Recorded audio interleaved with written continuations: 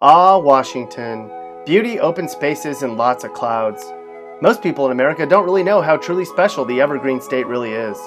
While lots of places in Washington are truly fabulous, there's also cities here that outright suck. The worst parts of Washington. You know them when you see them. They're the parts of Washington where you don't want to go, if you can help it. The goal today is to highlight the cities in Washington that are the worst of them all. How do we do it? We measure the things most bad cities have. You know, where people are broke, where crime is sky high. We even measured the public school education levels. Let's get started. Shall we begin? Our first stop on our unfavorable journey through Washington starts in Lakewood, south of Tacoma along I-5. Lakewood's main issues are with high unemployment, a high number of sex offenders, and really bad crime. Lots of the crime here spills in from Tacoma, and the fact is, when you're in certain parts of Lakewood, you better watch your back, or you're going to have a bad time. According to the FBI, you have a 1 in 30 chance of being the victim of a property crime every year here. Why do you think cops spend so much time filming here? However, if you like strip malls, fast food, casinos, strip clubs, and adult bookstores, then Lakewood would be fabulous. If you drove south of Seattle, before you got to the airport, you'd come to the community of White Center. You know when you get there and you see a car up on blocks. When you search for White Center, Washington, Google auto suggests that a lot of other people have looked up the crime stats. That's not a good sign. Crime, income levels, and high unemployment rates mean White Center is a really crummy place to call home in Washington. On the bright side, the people in White Center make more money than the people in Bellingham, so they can brag about that if they want to.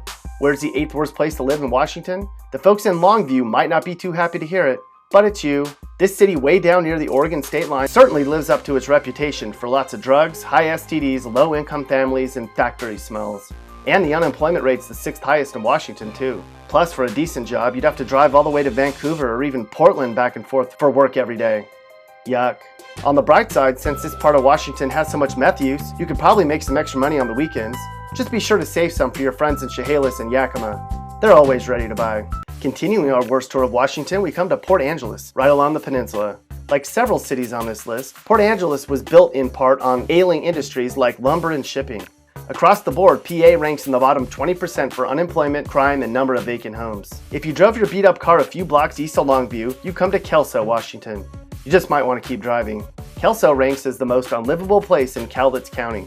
This city scored poorly across the board for every criteria we analyzed. Crime, unemployment rates, and household incomes are all in the bottom 10 in the state.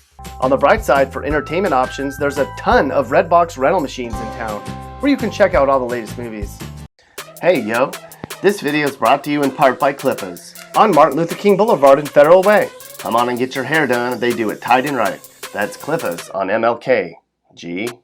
We built this city. We built this city and now it sucks. Welcome to Aberdeen, the 5th worst place to live in the entire state of Washington. Aberdeen's called the gateway to the Olympic Peninsula, but we should be calling it the gateway to high unemployment because it's the #1 place for jobless residents in the state. It's a run-down, depressed area with high drug use, especially heroin. But you knew that already. Not here. Aberdeen ranks in the bottom 5 for number of sunny days in the state too. Just a short ferry ride over from Seattle is the seat of Kitsap County, Port Orchard, which certainly isn't full of butterflies and rainbows. Here, crime is the 4th worst of all cities in the state, which may or may not come as a surprise. In fact, it sounds like if you don't lock something up here at night, it'll be gone by morning. Commute times are long and the schools are some of the least funded in the state. However, Port Orchard's South Kitsap High School had a string of 23 straight football playoff appearances. Go Wolves! Our next stop on our worst journey of Washington is in Yakima. Lots of places in Yakima are essentially a shithole. There's a reason people call it Crackama, Yakavegas, or less cleverly, the butthole of Washington. Yakima has lots of poverty, crime, and drugs. Crime is more than double the national average, and it seems like every night on the local news there's stories about car thefts, assaults, sex offenders, shootings, and stabbings. Hispanic gangs are prevalent in Yakima. In fact, in some parts of the city, you could get iced for wearing the wrong hat, so you better play it safe if you want to stay out of trouble. Way down along I-5 south of Olympia is the really crummy city of Centralia. Actually, Chehalis and Centralia both suck, but Centralia has a higher unemployment rate and more crime. In fact, Centralia's crime, unemployment rates, and income levels are all in the top 10 in Washington. Hopefully, folks here can soon figure out how to find unemployment outside of the failing lumber industry. But it can't be that bad in Centralia, can it? After all, someone's selling these attractive I Love Centralia t-shirts online for $43.99! Holy guacamole! And where's the worst city in Washington? That would be Tacoma, hands down. People seem to think Tacoma's making a turnaround, but for now, it stinks. Tacoma has a 7% unemployment rate, 1 in 10 homes are vacant, and well below average schools. Plus, Tacoma has the state's worst crime. 10 murders a year is a lot for Washington. And on average, there's more than 13,000 robberies, arsons, and burglaries in Tacoma each year. They don't call it Tacompton for nothing. When you're in some of the worst Washington communities, some parts can be hard to tell apart, but you can tell who's from Tacoma though. They're the ones with the 40, a pistol, a beat-up car, and a pit bull. If you don't live in Tacoma or any of the other Washington cities we mentioned, you don't have it too badly.